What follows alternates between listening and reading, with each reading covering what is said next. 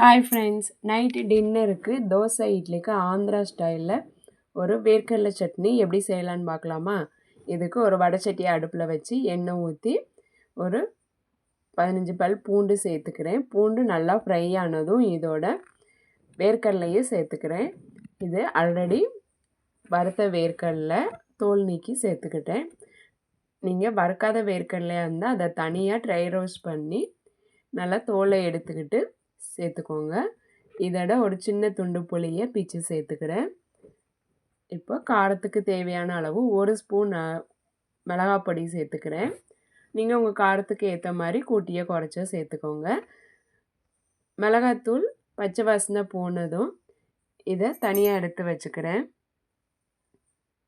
ஆறுனதும் இதை மிக்ஸி ஜாரில் சேர்த்துக்கிறேன். இதோட தேவையான அளவு உப்பு சேர்த்து ஒரு சுற்றி எடுத்துக்கிறேன்.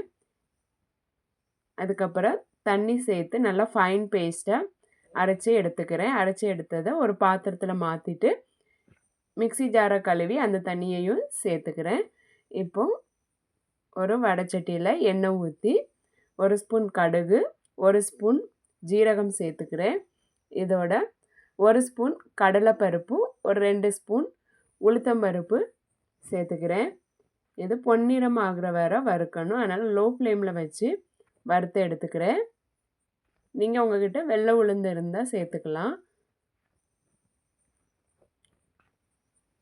உளுந்து நல்லா பொன்னிறமானதும் இதோட ஒரு 2 கொத்து கருவேப்பிலையும் சேர்த்து ஃப்ரை பண்ணி எடுத்துக்கிறேன். இதை தனியாக ஒரு பிளேட்டில் எடுத்து வச்சு ஆறுனதும் மிக்ஸி ஜாரில் சேர்த்து கொரகொரன்னு அரைச்சி எடுத்துக்கிறேன். அரைச்சி எடுத்த இந்த பவுடரை ஆல்ரெடி அரைச்சி வச்சுருக்கிற வேர்க்கடலை சட்னியோட சேர்த்து மிக்ஸ் பண்ணிக்கிறேன்.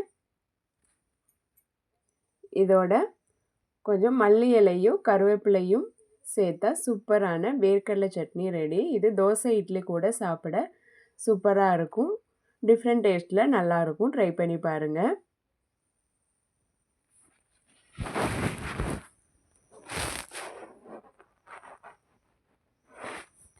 இப்போது பூண்டு கார தோசை செய்கிறதுக்காக கொஞ்சம் மிளகாயை ஒரு 1 ஹவர் ஊற வச்சுருக்கிறேன்.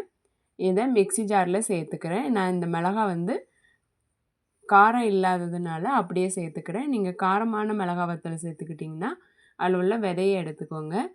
இப்போ மிளகாயோட ஒரு 2 பூண்டை தோல் நீக்கி சேர்த்துக்கிறேன். இதோட கொஞ்சம் புளியும் உப்பும் சேர்த்து நல்லா ஃபைன் பேஸ்ட்டாக அரைச்சி எடுத்துக்கிறேன். அரைக்கும்போது கொஞ்சம் நல்லெண்ணெயும் சேர்த்துக்கிறேன்.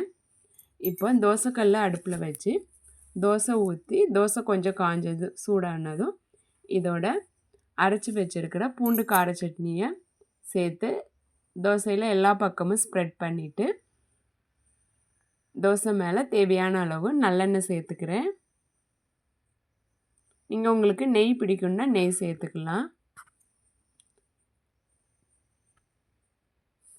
2 பக்கமும் நல்லா மொறுமொறுன்னு வேக வச்சு எடுத்தால் சூப்பரான பூண்டு கார தோசை ரெடி. இந்த தோசை கூட இந்த பீனட் சட்னியை வச்சு சாப்பிடும்போது சூப்பராக இருக்கும்.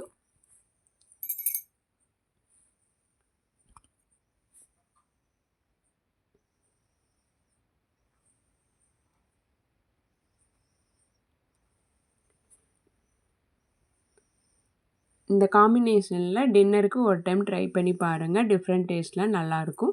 இந்த வீடியோ உங்களுக்கு பிடிச்சிருந்ததுன்னா லைக் பண்ணுங்கள், சப்ஸ்கிரைப் பண்ணுங்கள், கமெண்ட் பண்ணுங்கள். உங்கள் ஃப்ரெண்ட்ஸுக்கும் ஷேர் பண்ணுங்கள். தேங்க்யூ.